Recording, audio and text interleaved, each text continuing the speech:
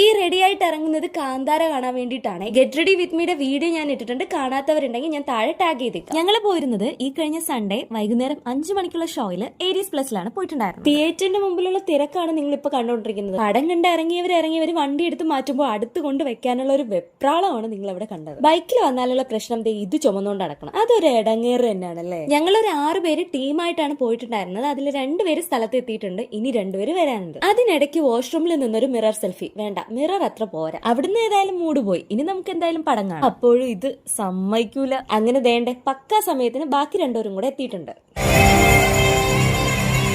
അങ്ങനെ ഇന്റർവെൽ ആയി. ഉള്ളത് തുറന്നു പറയാനാണെങ്കിൽ ഇന്റർവെല് വരെ അത്ര രസം ഉണ്ടായിരുന്നില്ല. അത് വേറൊന്നും കൊണ്ടല്ല, നമ്മുടെ എക്സ്പെക്ടേഷൻ ഇച്ചിരി കൂടിപ്പോയി. പക്ഷെ ഞാനിത് മാറ്റി പറയും, പറഞ്ഞിരിക്കും.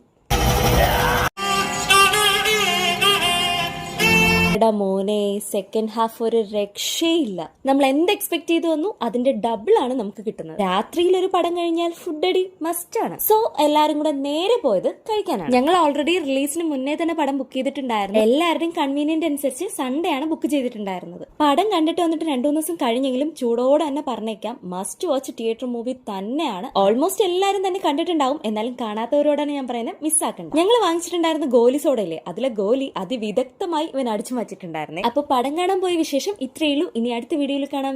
ബൈ.